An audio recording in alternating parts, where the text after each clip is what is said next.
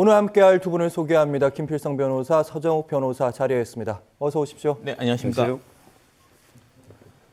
경제 분야를 주제로 120분 동안 진행된 어제 토론에서 후보들, 이 추경안과 방역 등 거의 모든 현안에서 거세게 충돌했습니다. 토론 시작하자마자 맞붙은 사안 코로나 추경안이었는데 이재명, 윤석열 후보 격하게 맞섰습니다. 그 현장 영상으로 함께하시죠. 우리 국민의힘 정말 불났으면 빨리 부를 거야지. 양동이 크기 따지고 정말 나중까지 그렇게 미룰 일은 아니다 싶은 생각이 드는데, 방역 정책의 실패를 이제 인정을 하셨는데 결국은 그렇다면은 이 민주당이 대선에서 책임을 져야 된다는 그런 뜻 아니겠습니까? 규칙 안 지키시고 압수수색 신천지 지금 대구에서 사람이 죽어나갈 때 압수수색 납득할 수 없는 이유로 안 했지 않습니까? 그동안 손실보상 얘기는 한 적 없이 전국민 재난지원금 얘기만 작년 내내 30만 원에서 100만 원 사이 얘기만 하셨고, 먼저 추경안 얘기를 해보자면 어제 국회에서 결국 17조 원의 추경안이 통과됐고요. 이재명 후보는 급한 불을 꺼야 되는데 국민의힘 쪽에서 협조를 안 하고 있다 이렇게 타박을 했고, 윤석열 후보는 규모가 너무 적어서 그랬던 거 아니냐 이렇게 반박했습니다. 이게 좀 약간 배경 설명할 필요가 있을 것 같은데요.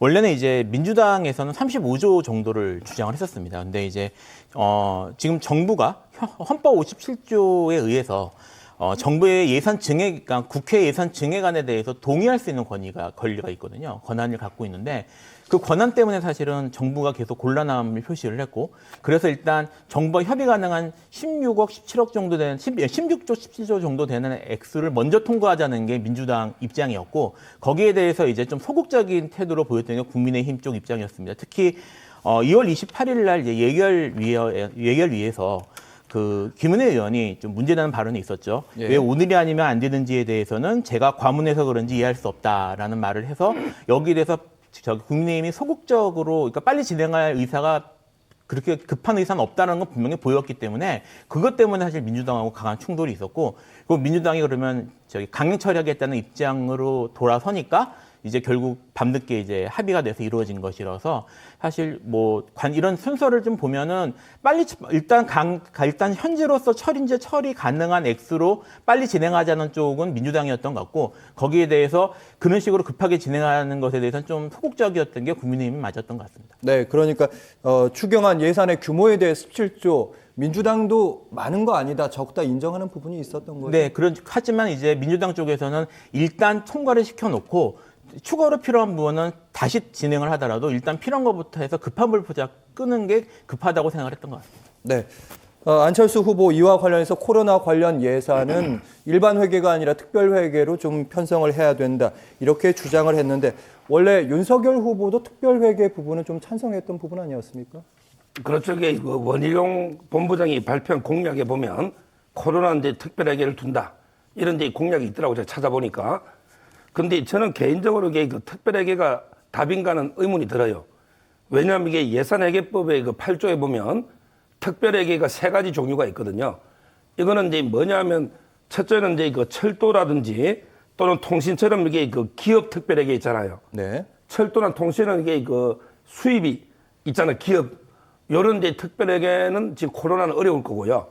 그다음에 두 번째가 이제 재정 투융자 특별 회계처럼 특정한 자금을 이렇게 국가가 관리하는 특정한 자금을 관리하는, 이게 두 번째 있는데 여기 아마 안철수 후보는 주장하는 게 아닌가 생각이 들고, 왜냐하면 이게 세 번째는 이제 군인연금 특별회계처럼 요거는 이게 특별한 수입을 특별한 지출에 쓰기 때문에 코로나는 이게 수입이 없잖아요. 그렇다면 이게 특별하게 자금을 확보해서 특별회계로 운용을 해야 되는데, 안철수 후보 공약을 보니까 어디에서 몇 조 띄우고 어디서 몇 조 띄워서 기금 만들자는 건데, 지금 이게 이 급박한 때 관익이 그 자금을 확보할 수 있을까? 신속하게.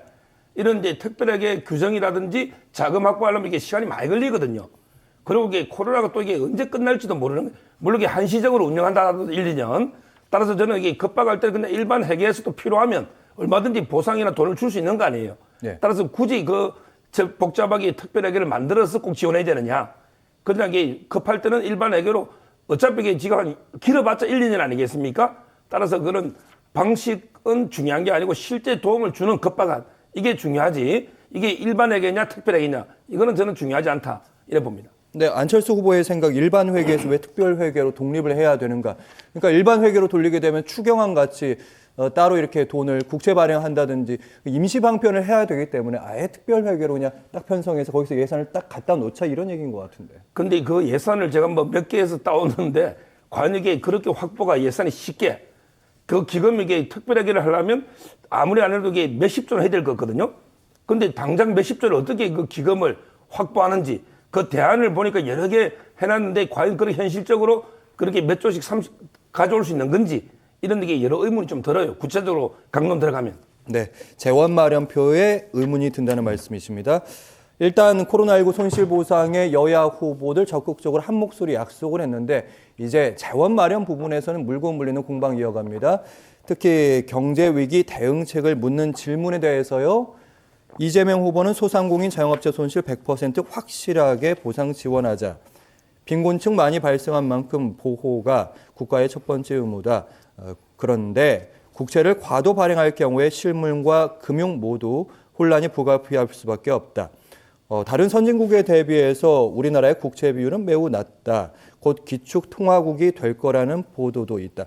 그러니까 코로나19 예산 손실보상 두루 해서 두 후보 모두 재원 어디서 마련할 거인가 이 부분 차이가 발생한 건데 한쪽은 이제 국채 발행도 가능하다. 한쪽은 이제 국채 발행은 좀 신중하게 생각해야 된다. 그러면서 이제 기축통화 같은 어려운 용어가 나왔습니다. 뭐 기축통화가 근데 그 아주 어려운 용어는 아니죠. 보통 이게 국제 무역할 때 그 달러를 생각하면 되잖아요. 네. 달러는 이게 확실한 기축통화죠. 근데 제가 기축통화 자료를 쭉 찾아봐도 그 개념 명확한 정의는 없습니다. 왜냐하면 이게 무역에 사용되는 게 비중이 다를 뿐이지 달러가 제일 많이 사용되고 그다음에 유로화가 되고 예를 들어 이게 위안화가 있고 엔화가 있고 뭐 파운드화가 있다. 네. 그럼 이게 5개가 어떤 게 우리 IMF 그 인출권 있잖아요. 특별 인출권. 그걸 이게 구성하는 5개 통화거든요. 이 5개를 기축통화로 볼 수도 있는 거고 아니면 이게 달러만 또 기축통화로 보는 사람도 있는 거고. 근데 문제는 이재명 후보가 이게 우리나라가 기축통화국 이건 아닌 것 같아요. 제가 이게 우리나라가 무역 규모는 세계 5등이에요. 근데 무역할 때 쓰는 우리나라 돈으로 무역하는 기업이 별로 없습니다. 그 무역 규모는 20입니다. 저도 이게 깜짝 놀랐어요. 헝가리, 말레이시아 뭐 이런 나라보다 낫더라고요. 우리나라 돈으로 이게 무역하는 게 우리나라가 세계 20위권이에요, 겨우. 20위권 나라가 기축통화국이다? 이게 말이 됩니까? 기축통화국은 이게 통화 발권력이 있으니까 부채 비율이 약간 높아진다는 뜻인데 저는 이재명 후보가 기축통화국은 아마 이게 그 아까 말한 이게 그 특별 인출권 있잖아요, IMF에. 네. 그 5개 통화가 있다 했잖아요. 거기에 혹시 포함시키자는 논의는 있죠. 근데 그게 포함된 데서 기축통화국 개념은 아니거든요. 따라서 저는 이거는 이게 그 희망사항에 불과한 게 아닌가. 제가 보기에는 아직 우리나라 이게 규모로는 어렵다 이래 봅니다.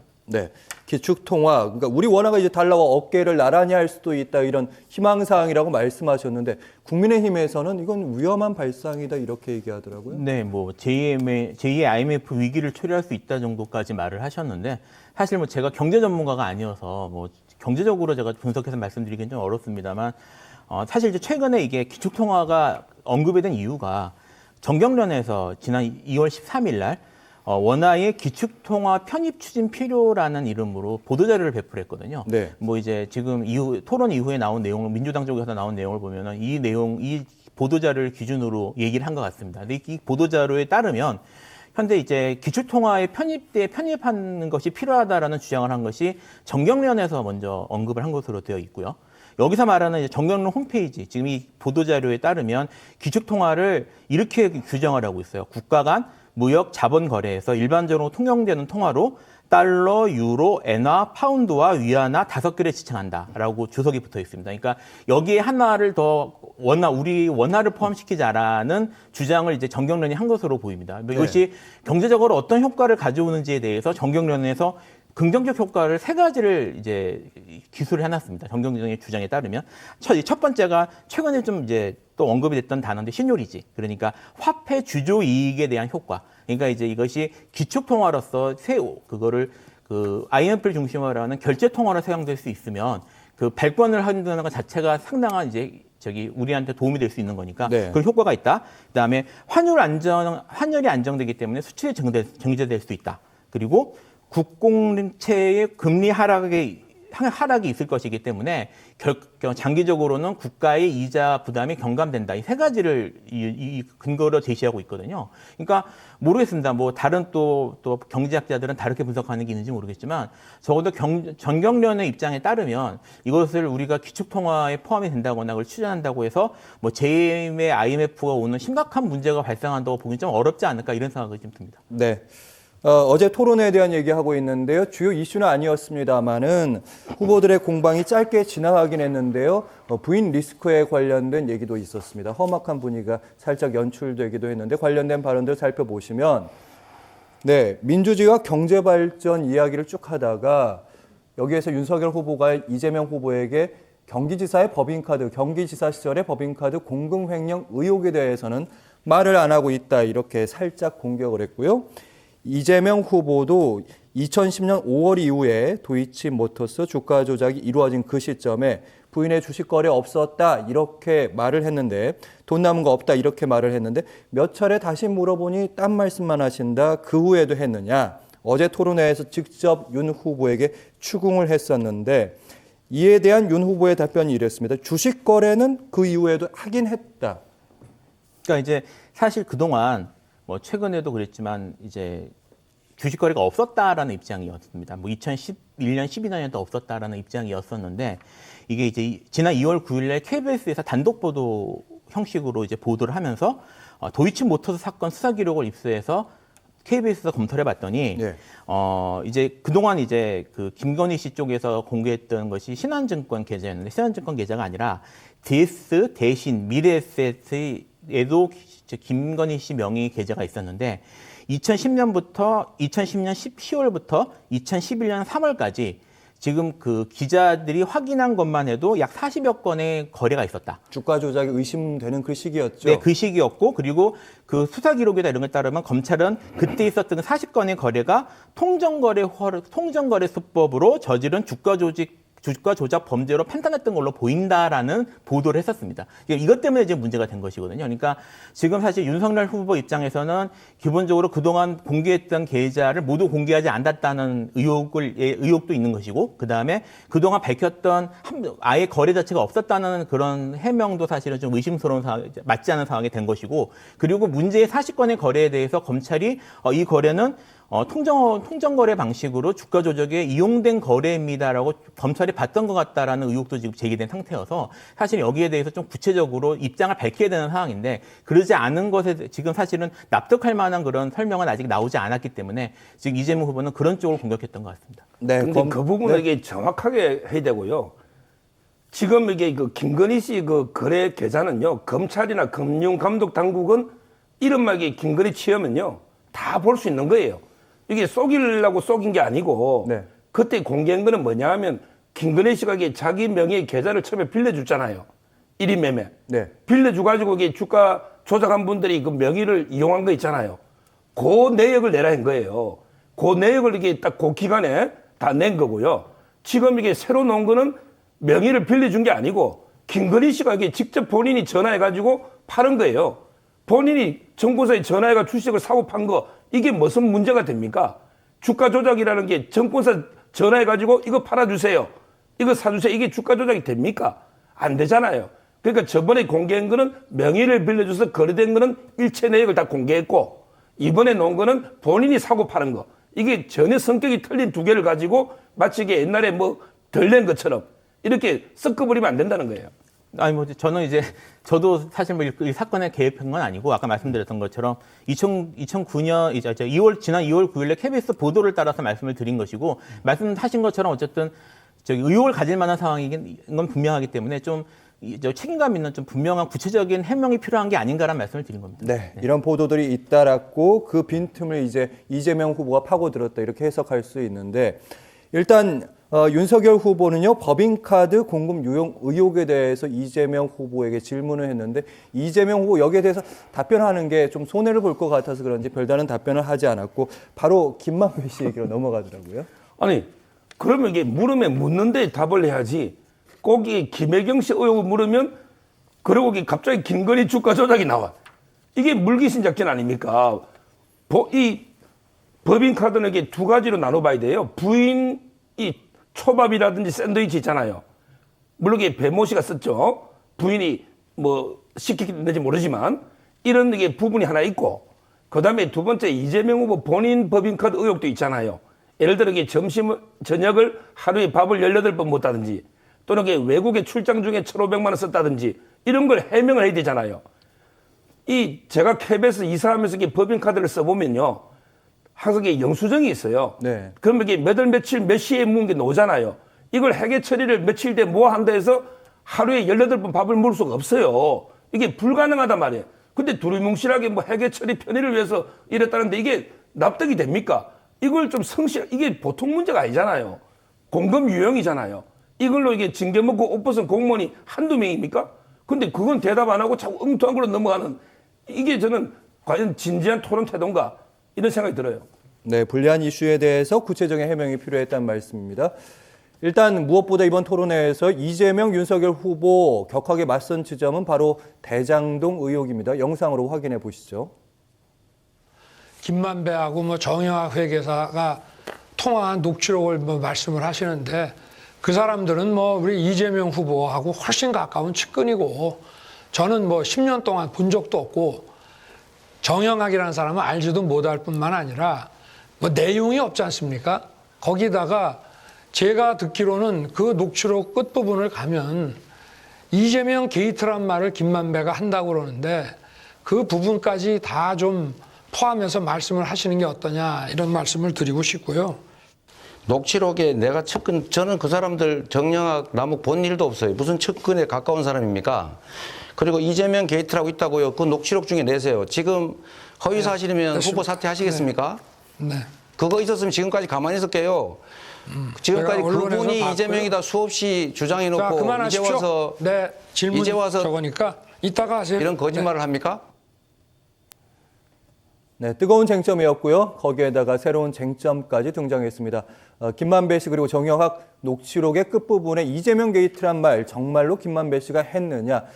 일단은 팩트로 확인이 됐습니다. 여기에 대해서 민주당, 특히 민주당의 강훈식 의원은 대장동 사업을 못하게, 대장동 사업의 공익 환수를 위해서 이재명 후보가 입구, 게이트를 막고 있다. 이런 해명이었는데 이 해명 어떻게 받아들이십니까? 요즘은 이게 그 초등학생들도 영어를 좀 배우거든요. 초등학생들이 이렇게는 주장 안 할 겁니까? 이 게이트라는 게 뭐 문을 지키는 골키퍼처럼 이게 그 완전히 이재명 뭐 시장이 골키퍼로서 이게 지킨 것처럼 오히려 그 김만배 일당이 못해 먹도록 이런 게 의미로 한 거 아닙니까? 이거는 정반대로 이게 해석한 거죠. 우리가 이게 누구 게이트 뭐 미국에도 보면 이게 여러 게이트들 있잖아요. 이거는 여러 가지 추무이라든지 비리 있잖아요. 이게 게이트 의미로 쓴다는 거는 삼척동자도 요즘 이게 아는 걸, 저는 강훈식 의원이 이런 게 그 궤변을 늘어놓은 거다, 이런 생각이 들고요. 제가 이게 녹취록을 보면서 이 게이트는 어떤 의미일까? 제 개인적으로는요, 아마 이게 2018년에 이재명 후보가 이제 그 선거 때 나는 대장동에서 이미 5,503억을 회수했다, 이렇게 계속 그 업적을 했잖아요. 네. 근데 그게 이제 그 허위다, 이래 검찰에서 기소를 했어요. 그때 형 강제입원 플러스 한 4개 정도 기소했거든요. 근데 이게 1, 2, 3심이 다 요거는 무죄를 됐어요. 형 건은 아마 1, 2심까지 갔다가 3심에 파기된 거고, 예. 요거는 이게 처음부터 1, 2, 3심이 다 무죄된 거로 알거든요. 근데 결국은 성남의 뜰에서 5,503억을 빼서 해소했다, 이게 기소가 되고 이게 복잡한 쟁점이 됐거든요. 아마 이런 부분을 두고 이재명 게이트다, 시점이 대법원의 판결이 그게 2020년 초에 났으니까 아마 이런 게 아닌가 제 추측은 드는데, 다만 이게 그 악마의 편집을 하니 저는 이게 녹취록을 시원하게 닦아야 돼요. 아예. 대표적인 게요, 그 윤석열 주구라는 게 있잖아요. 그 법원에 영장 들어오면 요게 마치 이게 윤석열 마치 이게 뭐 비리처럼 이렇게 돼 있는데, 오늘 지금 발표한 거는 이게 뭐냐면 김원혜 의원이 앞뒤를 봤더니 옛날에 양승태 대법원부터 이게 판사들 수사를 윤석열 총장이 많이 했잖아. 그때 우리 사법농단 수사를 많이 해가지고 판사들 기소했잖아요. 네. 그러니까 이게 판사들한테 미운털이 받기가 윤석열 검찰이 영장을 청구하면 기각시킬 것이다, 이런 의미라는 거예요, 앞뒤 문맥이. 근데 어제 토론에서는 전혀 다른 의미로 지금 주장하잖아요. 따라서 저는 악마의 편집하지 말고 전체를 공개해서 판단을 맡기자, 이 주장을 하는 거예요. 네, 차라리 이럴 거면 다 녹취록을 공개하는 게 어떻고 국민의 판단에 맡기자는 말씀인데 방금 사실은 그 게이트, 이재명 게이트에 대한 설명은 서정욱 변호사님의 설명은 민주당 그 공보단의 설명과 일치합니다. 이재명 게이트가 당시 대법원의 이재명 지사에 대한 판결이다 이런 얘기 예. 이렇게 해석하는 게 맞겠죠. 네, 오늘 한겨레에서도 같은 취지의 팩트체크 기사가 났습니다. 그러니까 좀 날짜를 정확히 말씀을 드리면 이 발언 자체가 2020년 10월 26일에 있었다고 하는데 이 녹취록이 2020년 7월 16일 날 전원합의체에서 이제 그 문제의 그 이재명 후보의 대법원 판결이 났거든요. 근데 이제 그 판결에 보통 이제 거기서 중요한 판결은 잘 아시다시피 이재선 씨를 강제로 입원시키려고 했던 것이 했느냐 여부에 대한 뭐 이제 그것이 중요한 내용이긴 했는데 그 사건만이 아니라 여러 개가 같이 있었어요. 네. 근데 그 중에 하나가 지금 말씀하셨던 그 대정동 관련된 사안이 있었거든요. 그때 이게 뭐냐면 이재명 후보가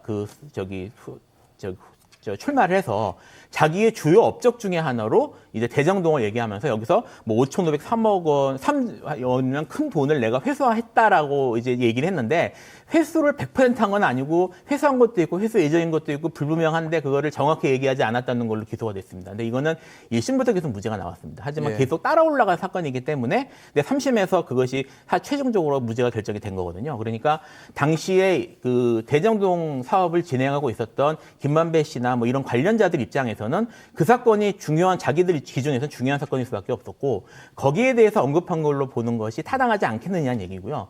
지금 이제 사실 여기에 대해서 윤석열 후보께서는 어제 말씀이 이재명 게이트란 말이 나왔으니 이것이 이재명 후보가 관련 있는 문제가 있는 뭐 비리에 관계된 게 아니냐라는 그런 뉘앙스로 쓰셨는데 사실 화천대유 사건이 문제가 된 거는 작년 하반기부터 사실 크게 문제가 됐던 네. 사건. 그러니까 2021년 하반기부터 문제가 되는 사건이기 때문에 2020년 10월경에 이거를 이들끼리 이재명 게이트라고 불렀다는 것도 문맥상은 맞지 않습니다. 그래서 전체적인 정황으로 볼 때 지금 그때 당시 7월에 있었던 대법원 판결을 그리고 관련해서 대정동 사건이 무죄로 판결된 것을 그렇게 부른 것으로 보는 게 문맥상 맞을 것 같습니다. 네.